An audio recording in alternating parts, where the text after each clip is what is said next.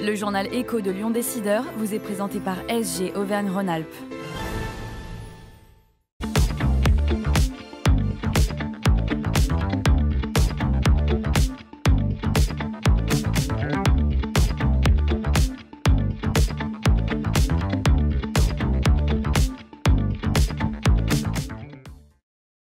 Bonjour et bienvenue dans le journal Écho de Lyon Décideur. D'une rencontre des entrepreneurs à une autre, après le grand rendez-vous de rentrée du MEDEF national à Roland-Garros, c'est à la Sucrière que se tiendra dans une dizaine de jours, le mardi 16 septembre, la rencontre des entrepreneurs SAMatch, organisée par le MEDEF Lyon-Rhône. Son président, Gilles Courtex, est notre invité aujourd'hui pour cette émission de rentrée. Bonjour. Bonjour. Merci d'avoir accepté notre invitation. Alors j'évoquais la REF 2025, nouveau lieu à Roland-Garros. Vous y étiez, bien sûr, la semaine dernière. Oui. Qu'est-ce que vous avez retenu de ces 2 jours ? Alors, déjà l'endroit, j'ai trouvé que l'endroit était très bien. D'ailleurs, les partenaires l'ont tous dit, l'organisation. Et puis le titre aussi de cette REF, jeu décisif, c'est vraiment un moment important. Et je trouve que notre MEDEF en sort grandi. Parce il fédère. On voit d'ailleurs la dernière intervention avec l'ensemble pas l'ensemble, mais beaucoup de candidats aux futures élections. Et j'ai trouvé que de l'organiser, d'être le moteur de ça, et d'être au centre du débat, puisqu'on est au centre du débat, et ce qu'a dit Patrick, c'est que l'entreprise sera bien au cœur du sujet. Voilà, c'est ça, on est au cœur du sujet. Alors ça se déroulait donc 48 heures après l'annonce de l'engagement de la responsabilité du gouvernement Bayrou, et donc sa probable chute. Les chefs d'entreprise, on le sait, ont horreur de l'instabilité, et c'est justement ce qui se profile. De quoi vous sapez le moral en cette rentrée ? Alors, ce qui est surprenant, c'est qu'on n'est finalement pas très surpris. On s'attendait un peu à ça, on en discutait. Ça fait maintenant 4 ans qu'on vit chaque année des choses qu'on ne pouvait pas prévoir. Celle-ci, à la limite, c'est celle qu'on pouvait le plus prévoir depuis 4 ans. Donc on se retrouve quasi comme l'année dernière. Le sujet, c'est que cette période-là, elle est difficile, puisque à ce moment-là, on sent une inquiétude, manque de visibilité, pas de stabilité. On ne sait pas comment sera fait le prochain projet de loi de finances. Il était en discussion, mais là, quid de ce qui s'était dit. Des secteurs qui sont très impactés, comme le logement, par exemple, où on avait une ministre, Valérie Létard, qui connaît bien le sujet et qui avait des velléités de pouvoir mettre en place un statut du bailleur privé. Tout ça, comment ça va se passer, le crédit impôt recherche, enfin, tous les sujets reviennent sur la table et on va à nouveau défendre tous ces sujets, mais par contre avec une vraie combativité, parce que contrairement aux politiques, qui aujourd'hui, on voit les derniers sondages, 90% des Français ont une idée négative du politique actuel, et nous, c'est le contraire, l'entreprise, 70% de bonnes opinions. Donc l'entreprise, elle est au cœur du sujet, voilà. Alors, vous avez évoqué le grand débat de clôture de la REF avec les représentants des principaux partis politiques. Apparemment, ils n'ont pas été très nombreux à avoir trouvé grâce aux yeux des entrepreneurs. C'est-à-dire qu'il y avait des applaudissements et puis il y avait des sifflets. Donc, à un moment donné, notre président, Patrick Martin, a sifflé la fin de la récréation.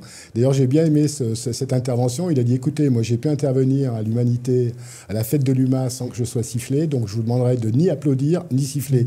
Mais quand même, certains ont obtenu des applaudissements. Après, d'ailleurs, voilà.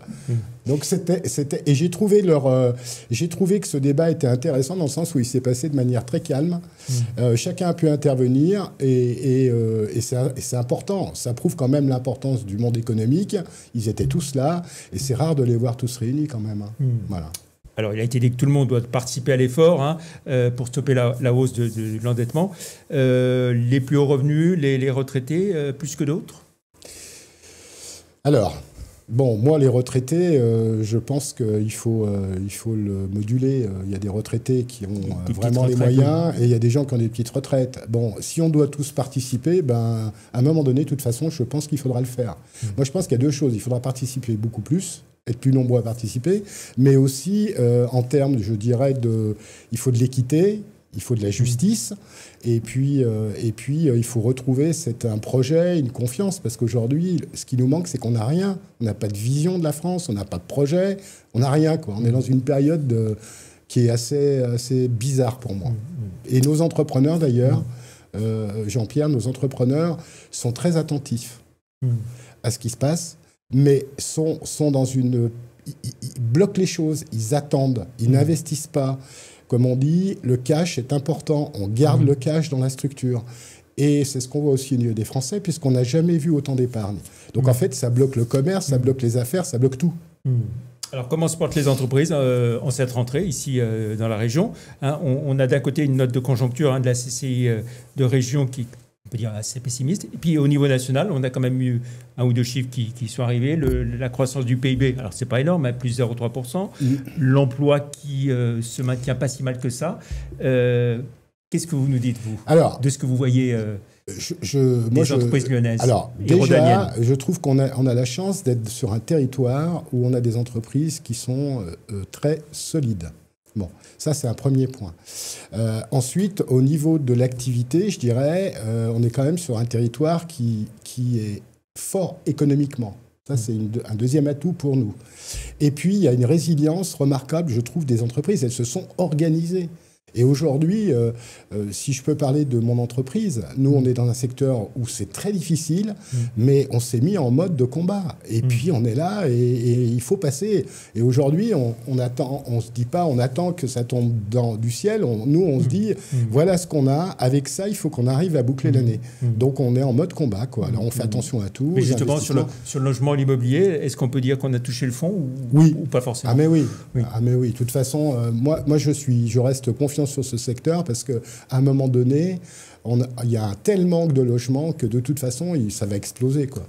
Cette situation, elle ne peut pas perdurer. On a des chiffres aujourd'hui, on est encore je crois qu'on est à moins 20% cette année.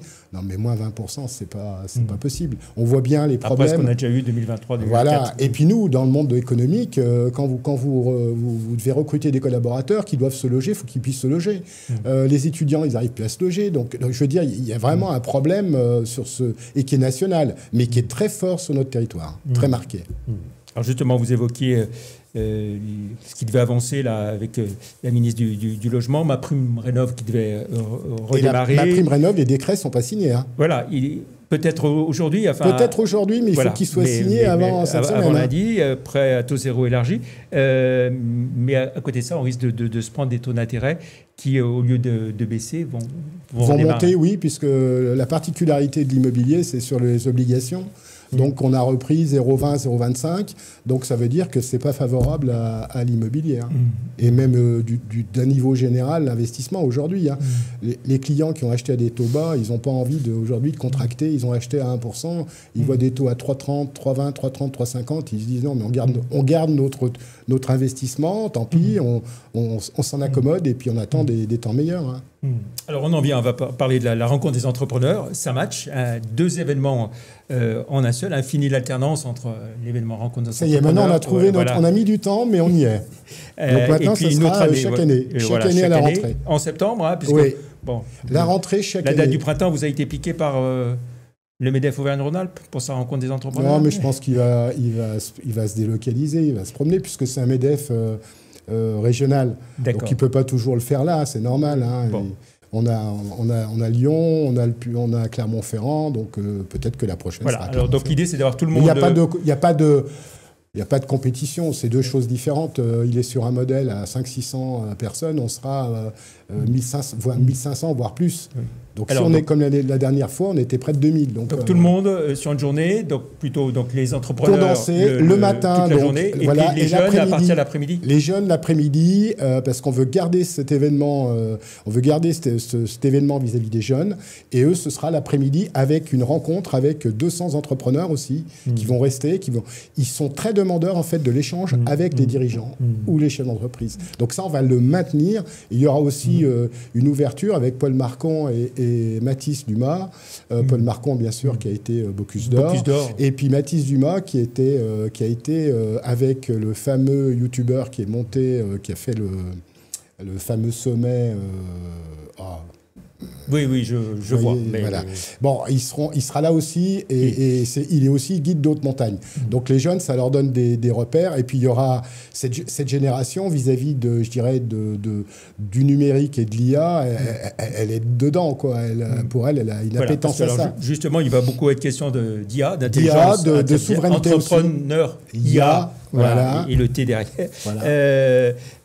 Donc, intelligence artificielle, une nouvelle ère, vous dites, hein, c'est pas tant une rupture qu'une réalité incontournable. C'est une réalité incontournable. C'est un sujet qui revient. 70% des entrepreneurs sont sur ce sujet-là. Il y a une crainte aussi des PME, des TPE sur ce sujet-là par rapport aux grosses entreprises et aux grands groupes. Mais moi, je pense que c'est une opportunité. Et que de toute façon, même notre rôle, c'est d'aider nos TPE, PME à s'emparer du sujet. Et le but, c'est d'essayer de décrypter, parce que c'est quand même assez complexe, mais décrypter déjà ça pour donner cette envie d'approcher et nous pouvoir les aider à se connecter sur l'IA. Voilà. Alors, difficile de citer tous les intervenants, hein, mais vous en avez cité certains. Il y aura aussi le président France d'ADECO, hein, oui. Gérald Jasmin. Exactement. Paul Marcon, vous l'avez dit. Mathilde Dumas, le guide de montagne. Et puis, dans le domaine de la culture, Mourad Merzouki. Oui, et il y aura Karine Jacquemart aussi, la directrice générale de Foodwatch. Qui a des propos. Et là, on est sur la souveraineté aussi. Il y aura un sujet sur la souveraineté, c'est important. Et voir comment on peut faire mieux. Sans forcément être beaucoup plus coûteux. Et c'est vraiment le sujet qui intéresse cette jeunesse aussi. Hein. La qualité plutôt que la quantité et la proximité. Et voilà. Et l'après-midi, donc, prospective, les jeunes qui rencontrent les entrepreneurs. Exactement. Vous visez combien 600 jeunes On pense avoir eu 500 jeunes à peu près. Et on peut pas monter plus parce qu'après, on a des problèmes de taille de la sucrière. Mais c'est vraiment... Et on sera plutôt sur une catégorie Bac plus 2, Bac plus 4. Voilà. Alors, on a parlé des politiques à la REF à Paris. Hein. Ici, à Lyon, dans 6 mois, on a des élections municipales et métropolitaines. Vous attendez qui Alors, nous tous les candidats, ils seront là je ne sais pas. Ils sont invités ? Ils sont invités. Mais en tout cas, on sera actifs pour ces prochaines élections. Comment vous les abordez, justement Nous, on les aborde... Vous allez venir les faire plancher, les auditer Nous, déjà, on travaille le sujet avec notre Comeco, avec nos groupes de travail. Donc, on ne va pas parler de livre blanc, mais on va parler d'un livrable. Moi, je préfère ce terme, puisque livre blanc, c'est vrai qu'il y en a eu beaucoup.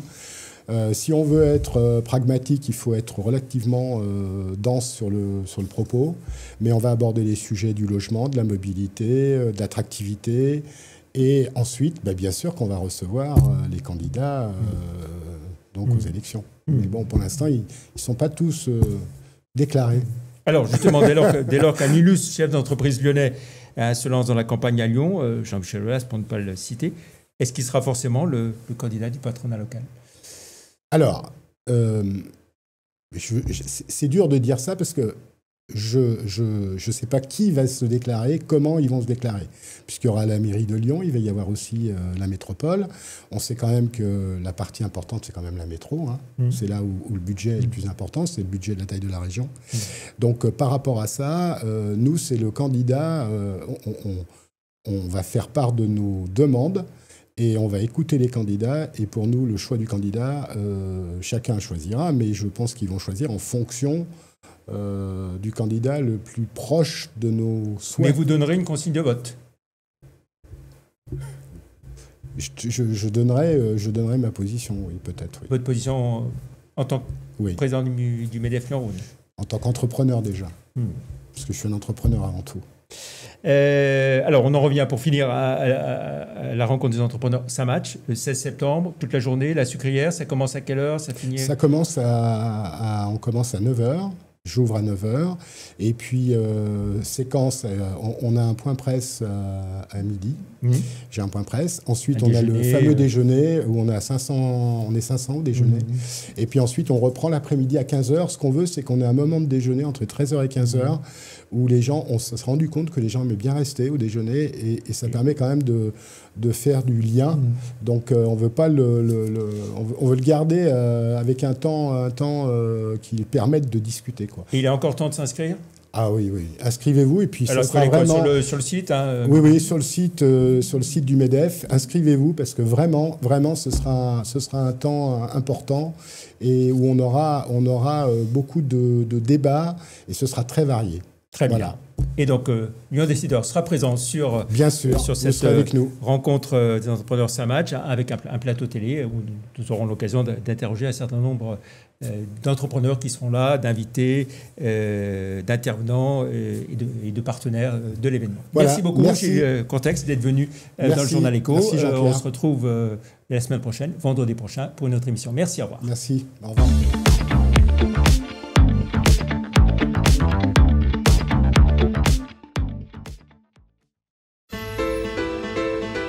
Faites grandir vos idées avec SG Auvergne-Rhône-Alpes.